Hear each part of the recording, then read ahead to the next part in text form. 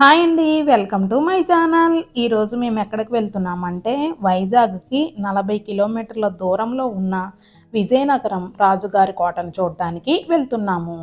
ఈ కోట విజయనగరం కోటగా ప్రసిద్ధి చెందింది. 18వ శతాబ్ద ప్రారంభంలో విజయనగరం సామ్రాజ్యం యొక్క అప్పటి రాజు విజయరామరాజు గారిచే నిర్మించబడింది. ఇది 2 ప్రధాన ద్వారాలతో కూడిన చతురస్రాకారపు కోట. ఇప్పుడు కోట ఎంట్రన్స్లో అయితే ఉన్నాము. కోట అనగా రాజులుండే పెద్ద కట్టడం అని అర్థం. రాజులు తమ రాజ్య వ్యవస్థ, పాలనా యంత్రాంగం, ఇతర రాజుల నుండి రక్షణ, దిగుమతులు నిల్వ మొదలగు వాటి నిర్వహణ కోసం కోటలను నిర్మించేవారంట. భారతదేశంలో ప్రసిద్ధమైన కోటలలో ఈ విజయనగరం కోట ఒకటిగా చెప్పబడుతుంది. ఈ కోట దక్షిణ భారతదేశంలోని ఈశాన్యం మరియు విజయనగరంలో 18వ శతాబ్దపు కోటగా చెప్పబడుతుంది. కోట లోపల 2 ముఖ్యమైన దేవాలయాలు కూడా చూడొచ్చు. ఒకటి హనుమంతుడి ఆలయం, ఇంకొకటి కోట శక్తి అని పిలువబడే లక్ష్మీదేవి ఆలయం ఉంది. ఈ ఆలయంలో లక్ష్మీదేవిని కోట యొక్క సంరక్షణా దేవతగా భావిస్తారు. ఏదైనా యుద్ధ ప్రచారానికి ముందు రాజులు లక్ష్మీ ఆలయంలో పూజలు జరిపే ఆచారం పాటించబడుతుంది.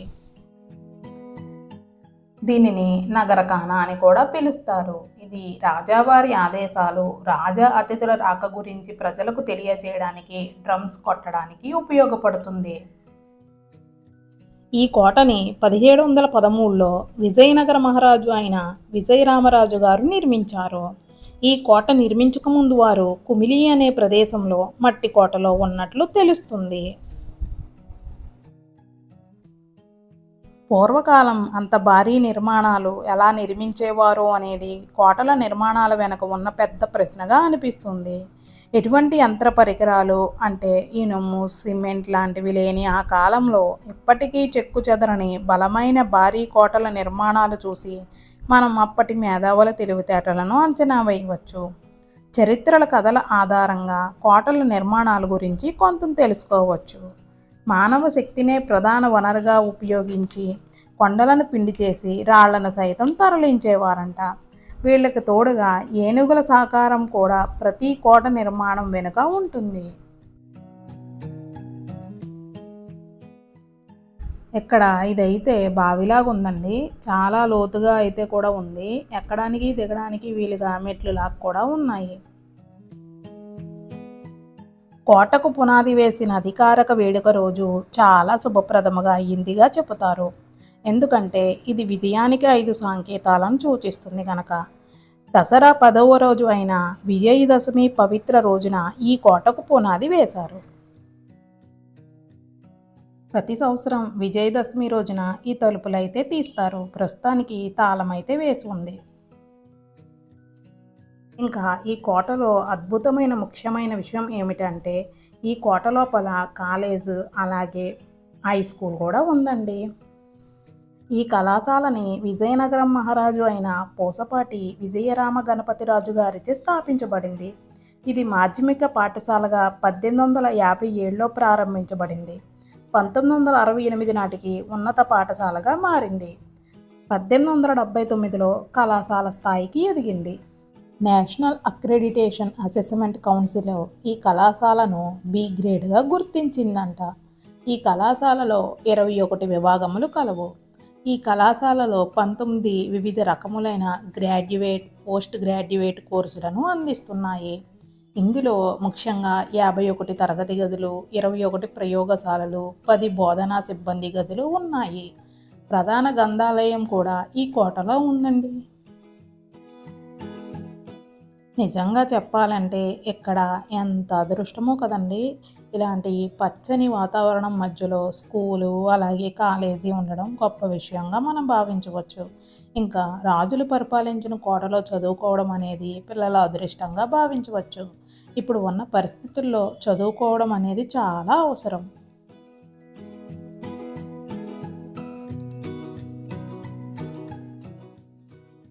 ఇలాంటి చెట్ల మధ్య పిల్లల్ని చదివిపిస్తే పిల్లలకి పాజిటివ్ మైండ్ ఉంటుంది, ఇంకా ఆక్సిజన్ కూడా లభిస్తుంది.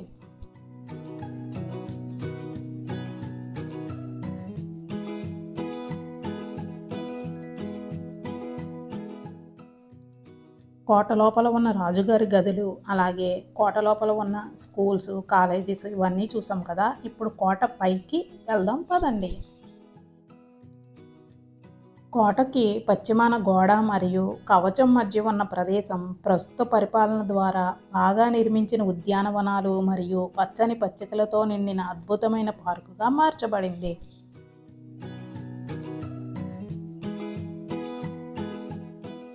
కోటను రాతితో నిర్మించారు. కోట మొత్తం 240 మీటర్ల చదరపు ఆకారంలో 10 మీటర్ల ఎత్తులో నిర్మించారు.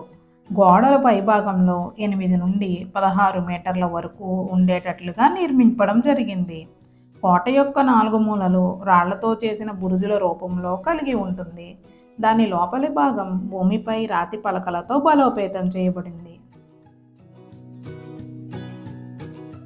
కోటపై నుంచి వ్యూ చూస్తే చాలా అద్భుతంగా కనబడుతుంది. ఈ కోట చాలా పెద్ద కోట. మన జాతీయ జెండా ఎగురుతుంది కదండి, అదైతే ఎంట్రన్స్. అక్కడి నుంచి అయితే మనం ఇలా ఈ చివరి వరకు వచ్చాము. ఆ చివరి నుంచి ఈ చివరి వరకు కోట మొత్తం ఉంది. కోట మొత్తం తిరిగి రావడానికి దాదాపు 30 నిమిషాల టైం అయితే పడుతుంది.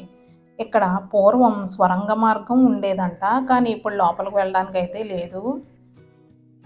కోటపై నుంచి దిగి వస్తున్నప్పుడు పక్కన ఒక పెద్ద బావిలాగా ఉందండి.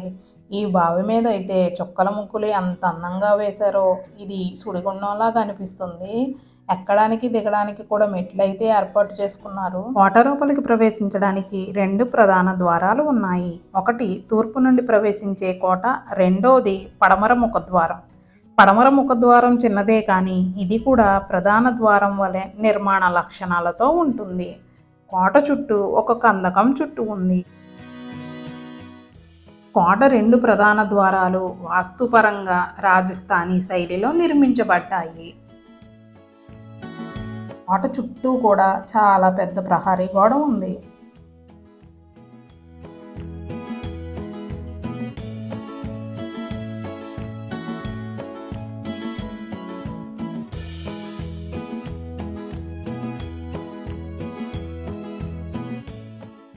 ఇవేనండి విజయనగరం రాజుగారి యొక్క కోట మరియు కోట యొక్క విశేషాలు. Thank you for watching the video. ఈ వీడియో మీకు నచ్చింది అనుకుంటే లైక్ చేసి, షేర్ చేసి, సబ్స్క్రైబ్ చేసుకోండి మా ఛానల్ని. మరలా నెక్స్ట్ వీడియోలో కలుసుకుందాం. బాయ్.